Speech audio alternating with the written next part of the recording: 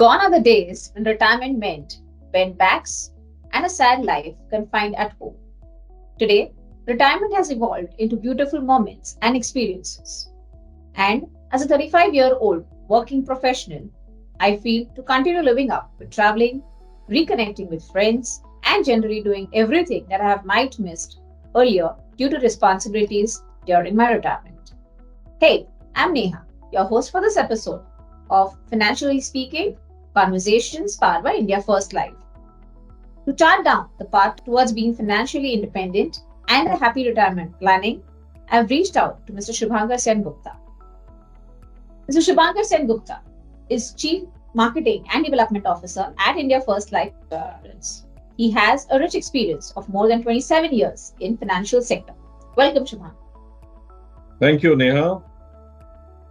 Financially speaking, we only live once.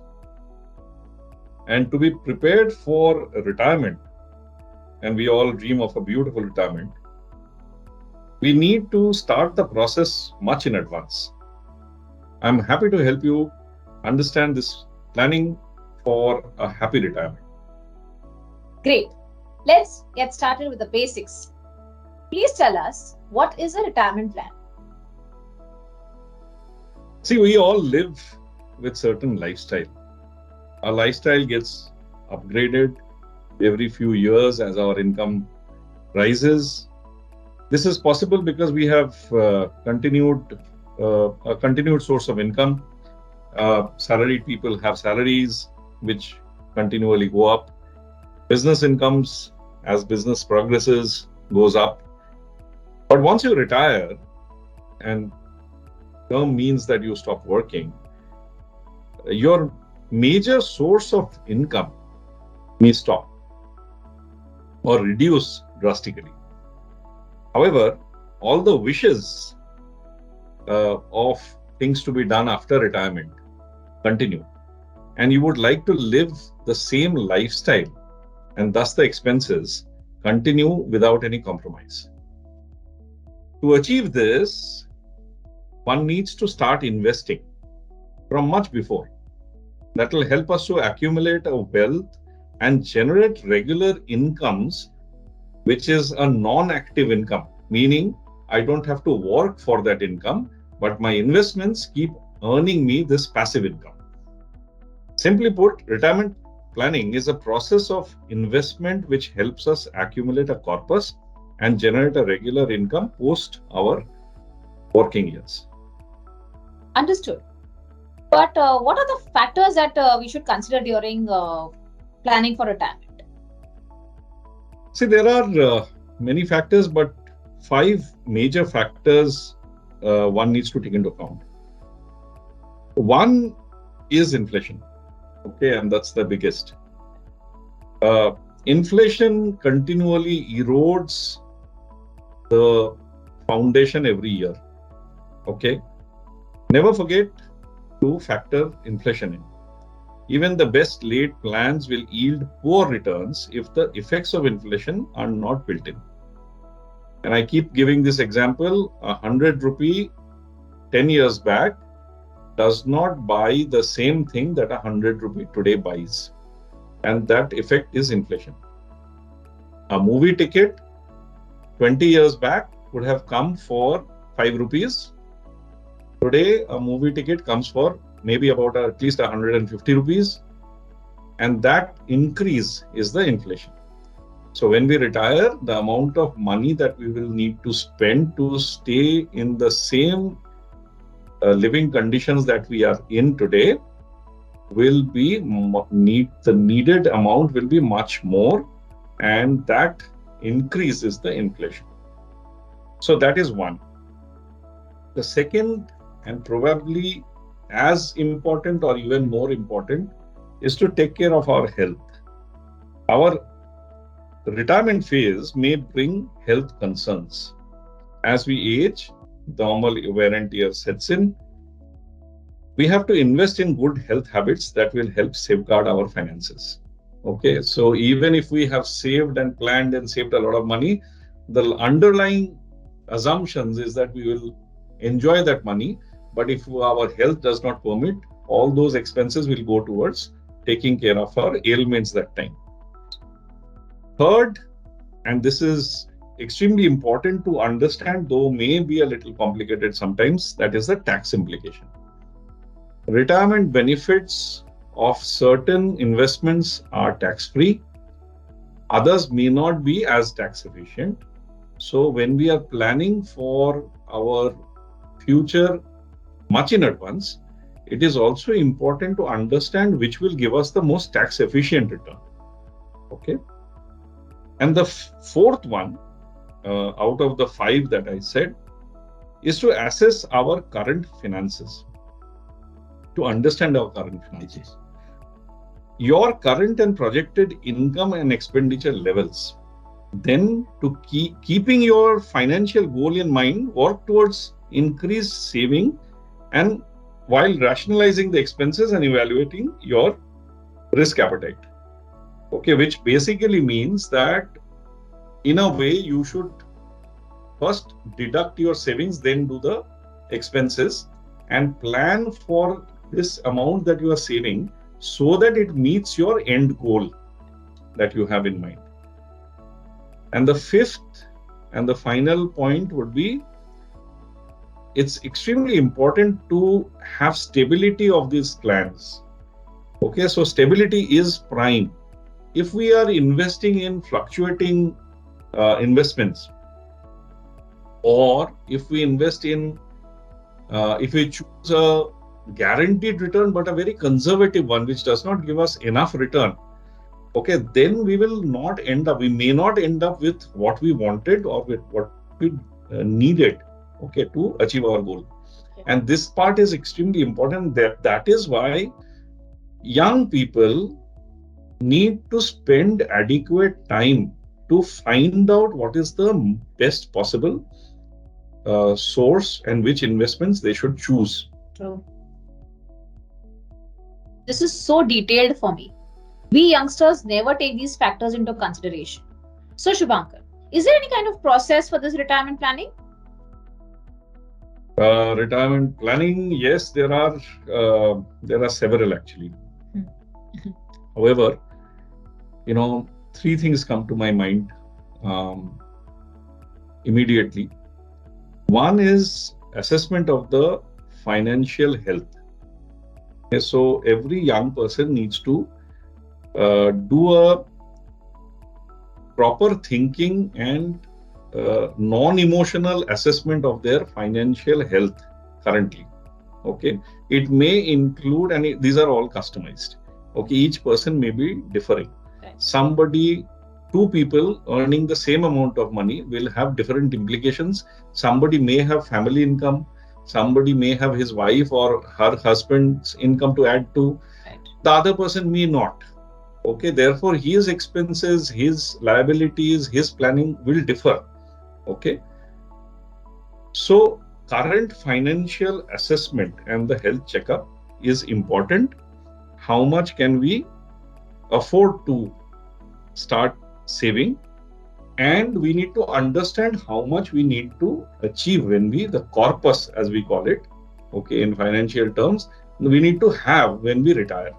Okay, as I gave the example, 100 rupees. Today, if I have one movie I go for in a month and general lifestyle that I have, whatever that costs me today, 30 years later, if I were to retire, to do the same things, how much roughly would I need?